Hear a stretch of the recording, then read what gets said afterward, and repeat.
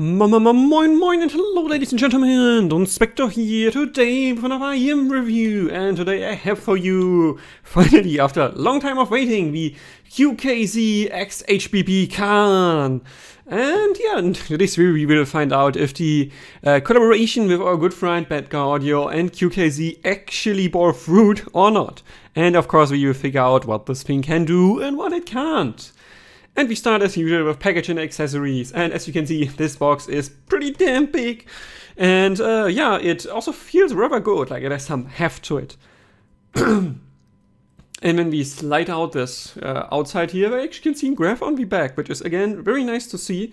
So we just slide it out and we have this nice piece of artwork here, which I think is part of their logo, and you can see the cardboard is pretty damn thick and yeah, feels well. So that is already nice unboxing experience.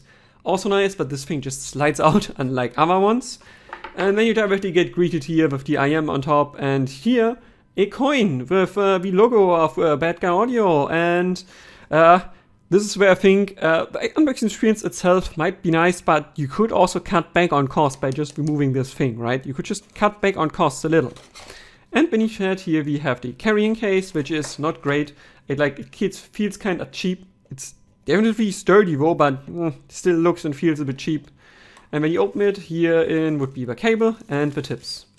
The tips are okay, they are just regular silicone tips with just a very thick like nozzle on the inside. Because yeah, we talk about nozzle, the card has a super thick nozzle and those need special tips.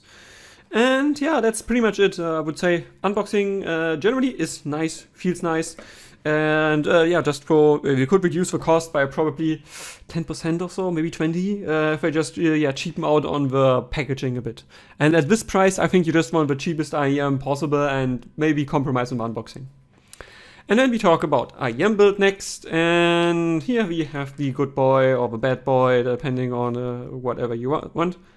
And yeah, this is it. You can see it does look definitely rather unique. Has this fake carbon inlet here, and yeah, their logo of QKZ. And yeah, generally I would say build quality actually is rather decent.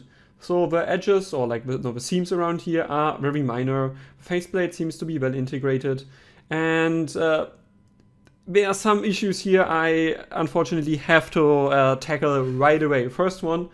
This is not the actual like shell material, this is coated. So that means this will scratch off this like matte finishing here, and maybe it gets sticky over time, I don't know. But yeah, that is unfortunately just a coating, not the material itself. And it also smells rather plasticky. I'm not entirely sure what coating they use, but I don't think it's a good one, and I don't like when my IEM smells very plasticky. And it even smells plasticky today, and I have this IEM since a few months, so yeah, that is not a great start. Also not a great start, let me show you the tip. That used to be a spring tip. Well, you can see it's clearly colored, right? Like it clearly has now a purplish hint to it, or purplish hue. Yeah, the nozzle on here is, as you can see, it's 3D printed. And whatever material they are using, that shit ain't going well with silicone, or at least with this silicone here. So it does color the tip rather aggressively, and all other tips I have from this one and all other IEMs did not get colored, but this one did. So whatever material I'm using here, not silicone friendly, and it should not be on the nozzle. And yeah, generally the nozzle itself feels well enough integrated. Same goes for the front mesh here, or the front plate. I'm just not sure about the quality of the front plate, because when I just wanted to clean it a bit, it made some noises, so I think maybe it's partly broken, don't know. Can't see it, but yeah, I don't think it's actually metal question mark, because aluminum doesn't break like that. I think it's just plastic that looks like metal. So that's also not a great start. But overall, again, come back to a faceplate, there's not much issues more than that. I mean, it's already issues that we have to tackle, and yeah, that are definitely not nice. But generally, I think this is a well-built IEM at this price, and I don't think you will just lose it through it getting damaged over time. And yeah, the faceplate, as I said, also looks unique. I've not seen anything else, so yeah, that at least can also be given as positive. And then we come to the cable. And as you can already see, if you have seen cheap KZ cables, if you have seen cheap blonde cables, Yeah, I'm sorry, QKZ did not do much better here. This is a tangly cable, it doesn't really get that straight over time. Like, it got a bit better after I had it hanging with some weight like that down, but you can still see it's kind of tangly, and it's not the worst cheap cable that I've had, but it's really not great. And you can see this thing, it just happens. Like, you have to get used to it getting tangled, and you have to just untangle it a bit. Yeah, so I don't bother with this. So yeah, let's start at the bottom here. Yeah, so here you can see that's an aluminum plug. It has some texture, that's nice, it's well grippable. It has some strain release here, but actually does release strain. That is also a nice feature. This cable here, while not being on the absolute thin side, is still thinner and it gets tangly a bit. The waving or woving here is actually done pretty equally around, but this type of woving is just not good. It will always be tangly, and they should just use a different kind here. Going to the splitter, same style as the plug here, also aluminium, feels well made. Going further up, the cable thickness here is, actually here it could be almost the same or the same, so it is not the thinnest cable on top, but still on the thinner side. And yeah, it feels overall, I would say, rather smooth in usage. So whatever silicone coating we're using here is, I think, on the better side of things. Then here the classic microphone thing with two holes here and a plug, or again, sorry, plug and button. Pressure point here is okay. Does feel not as good as the one I had the last time from ND Audio. That just felt better, but it's still good. And yeah, no problems with this so far. And we go further up, we come to the ear hooks. Those have a bit bigger bending radius here, which is nice, so it doesn't press too much on the back of your ears. And yeah, the rubberization here though is, again, as you can see, it is rather thick, so it will always spring back like this rather fast. And if you have big ears, it still might not be bending far enough in this direction up. But because the radius itself is generally bigger, I didn't have issues with this in terms of fit. And yeah, then the 2-pin connector here, again, it lacks color coding, so you just need to carefully look for the L&R here, but it's still not so easy. So overall cable, while not being bad at this price point, or like really bad, it's also not good. And I would honestly still take the EW100's cable, which, where's my EW100? Ah, here. Let me quickly hold that in here. It's just way smoother to use. It just is better usable. Like, yeah, it's also cheap, but it's just better usable. So yeah, I would like to see just more usable cables, and it doesn't need to fit the style like this mass much, in my opinion. Just usability over style. And then we come to comfort and fit. And I think I will just use the IEM here for just a moment, so we can actually see, let's just compare the nozzles here to the EW100. Look at that. This thing has the thickest nozzle I think I've ever measured. Like, really, it's so absurdly thick. 6.74 millimeters to be correct. What the hell? Who thought this is a good idea? This is really one of the worst fitting nozzles I've ever experienced, and I would highly, highly recommend QKZ scale this down to 6 millimeters. Go maybe a tiny bit more, 6.2, but don't go 6.74. That is absurd, and I can see quite a few people having problems just because the lip on the nozzle is so goddamn thick. I have to slightly correct this because, yeah, it is very thick, but you can see the edge here of the lip is very thick as well. So behind that, it's only like 6-ish millimeter, 5.8 to be correct. So it's very thick, but not as bad as Variations overall, because yeah, Variations has 6.4 from the start to the end, so it's overall thick. But still, 6.7, this is really the only tip I could actually get to fit on this that fit my ear canal. The only tip. And I have, I don't know, like 30 tips or so that I would try, but none of them fit, and also the ones included with it didn't fit me. So really, spring tip is the only one that fit my ear with this, and again, this brings me back to comfort. Doesn't matter if your insertion angle is well chosen, it doesn't matter if the overall shape is like boat/semi-custom enough. If the nozzle is just too goddamn thick, you can't put it in your ear. Yeah. So that's comfort and fit. Nozzle is just too thick, and it does not KO with IEM directly, but it's just too thick. So that's a big point of criticism as well. Coming to isolation, and what should I say? Yeah, car is actually decent. It's not great. I expected more because the IEM has some weight to it. Like, you notice it weighs something, and it feels like more solidly made than other cheap IEMs. Again, the EW100 here, that feels not solid. That feels just cheap. But This one has weight, and that's why it surprised me, but it doesn't isolate well. Although if you look at the details, the pressure holes here at the front are really big, and I assume this is probably due one of the reasons why it doesn't isolate so well. And that means if you're just walking through the city center or like main cities, main roads, something like that, I think you absolutely need foam tips with this one, which again can be difficult because it's so thick you will not get foam tips on this. And maybe if you find one that you can get on there, you probably need to still shorten it because also on the longer side.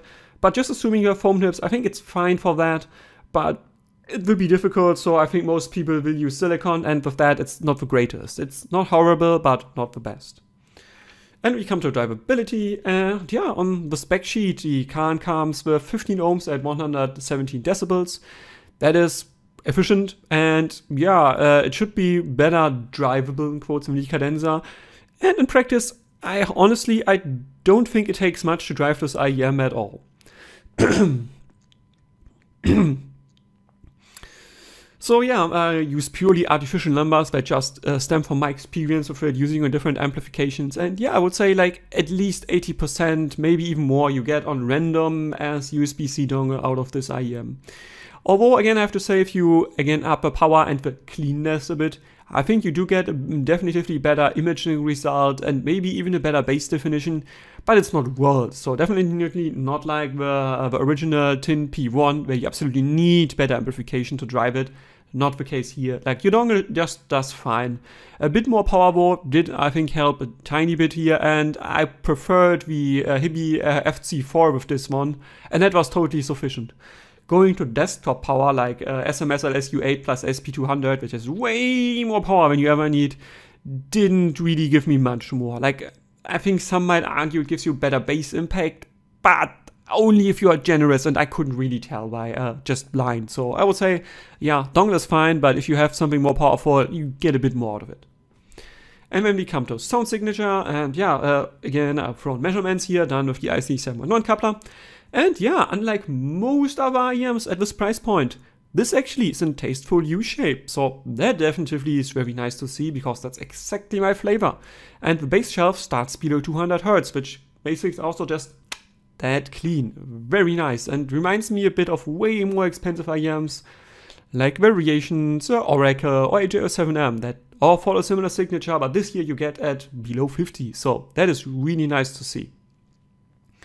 And when we talk about details, obviously first we need to talk about treble. And yeah, the extension here is not the best. It's definitely worse than cadenza. Cadenza extends better, it has better air feeling.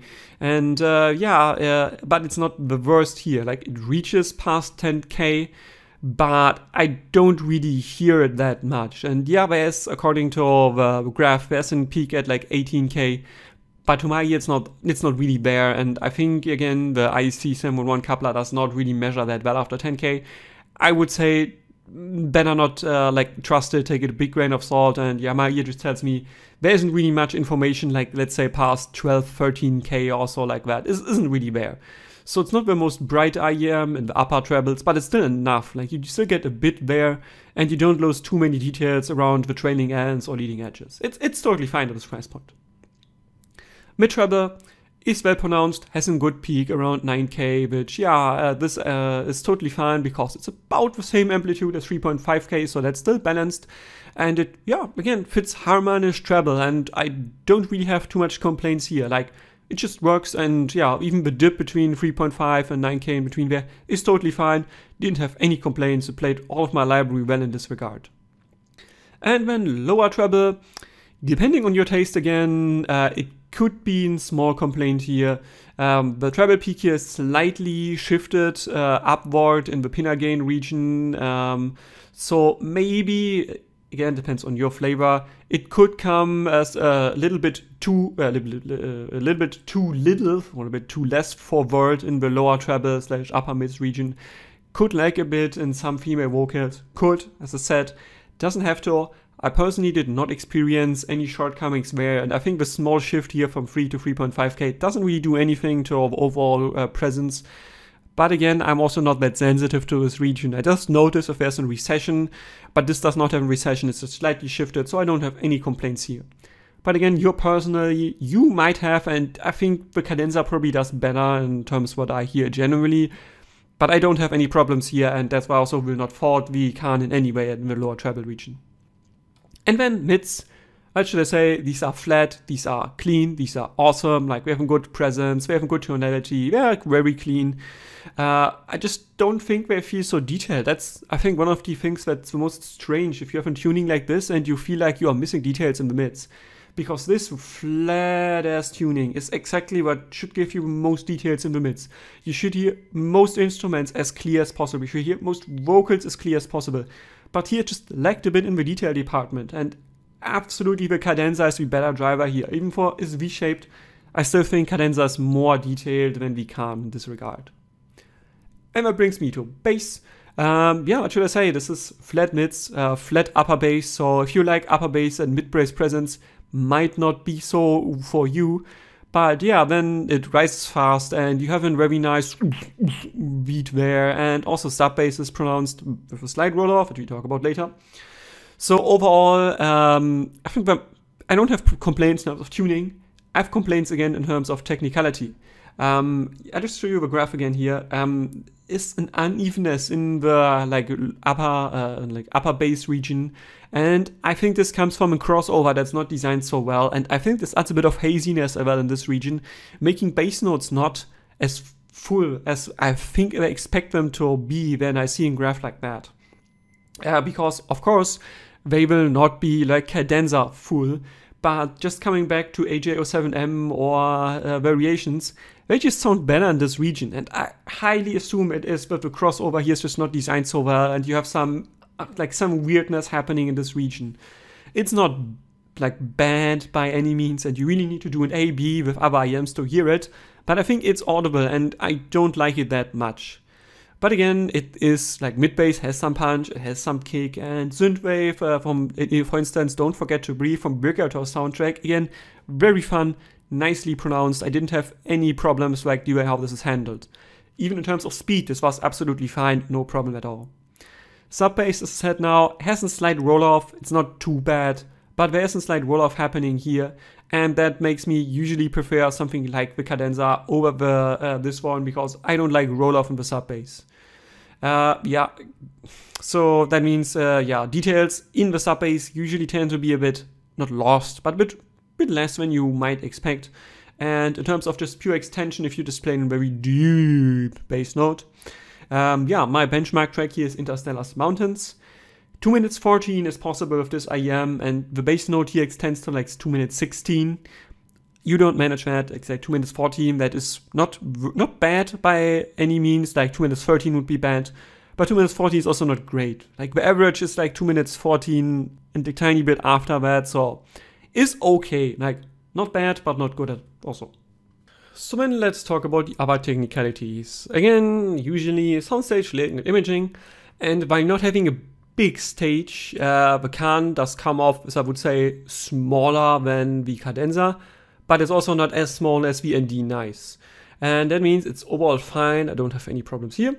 And that also is layering. Like most of the time it's 3 layers, and they are better than the ND nice, which usually only has like 1 layer, and then that happens a bit between ears occasionally. This definitely has clearly defined 3 layers. So it's the same as cadenza. And yeah, imaging on the other hand also found decent. Like maybe it's even a tad better in cadenza actually.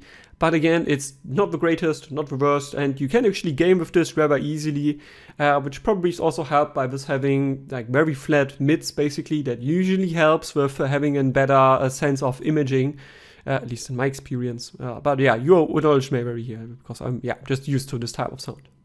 So yeah, Soundstage layering imaging, decent, no complaints at the price. Separation, dynamics, and coherence, and yeah, what should I say? It separates really well. Like at this price point, absolutely better than cadenza. And I think this is one of maybe the one of the strongest points of the Khan. It separates really well. And I think that is again due to the sound signature here and it having a specific subwoofer. Separation is just good, and usually you have very clear instrument lines that are just fun to listen to. And dynamics, yeah, also no complaints here. Usually is like well defined, and maybe you could say it's a tad weaker than cadenza, but really no problems at all. And yeah, actually I like with her dynamics presentation here, which again could be related to its sound signature, which is exactly my cup of tea. But yeah, dynamics not bad at all. And in coherence, it's fine, it's two dynamics. Like there's not like weird quirks happening, minus the slight haziness in the bass that could be a point. But other than that, no problems at all, and I don't think timbre is like too artificial with this one. No issue whatsoever. And that brings me to the verdict. And yeah, I'm coming from the cadenza, which is similar price point, and I'm kind of disappointed by the Kahn's complete package. Yes, absolutely. The sound signature, this price point is really nice to see, and it is nice that it separates so well at this price point. But we have the build problems here. We have the nozzle that basically erodes or colors tips. That's not nice. We have the nozzle just being way too thick. We have the plastic coating that smells not nice on this. And then we still get a tangly cable. That does not, like absolutely does not like equalize the nice packaging that you get. It does not do that. So yeah, the kind of presentation you have just does not match to the IEM you get in the end. And I think it's again a bit unfortunate because yeah, also the last HBB collab that I tried also had problems. Again, the condensation issue like happened with his last two collabs I tried as well. And now here's again this weird thing where he grabs a company where they kind of fail as an overall package. Like there are some things that are done really well here, but I still can't recommend it overall, just because the nozzle is just too thick and the material used is just not right. Like they should have not 3D printed this with this kind of material. Like should not have been the case. I should not worry that my tips actually erode or maybe do something harmful to my ear because I don't know what material they are using here. That's not nice, and I would like to see them trying again this type of IEM, shrink the nozzle a bit, remove the coating. If it's shiny, then leave it shiny, but remove the coating. Just make something that does not smell bad, okay? That's, I think, the thing that prevents me from recommending this the most. The nozzle and the coating here. Like, if those two would be fixed, I could live with the tangly cable. I could live with, like, probably that the tips included here are not the greatest, but still totally fine.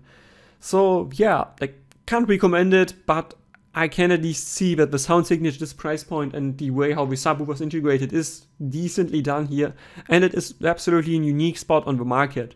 And if you are really after the signature, it's basically the only choice you have. So you can go for it. I would personally probably not do so again, and I will sell this unit absolutely because it's just not good enough. And yeah, that also sums up everything. Hope you enjoyed it. If you have questions, if you have criticisms, if you have feedback, if you have recommendations, please leave a comment. And with this, Donspektor out.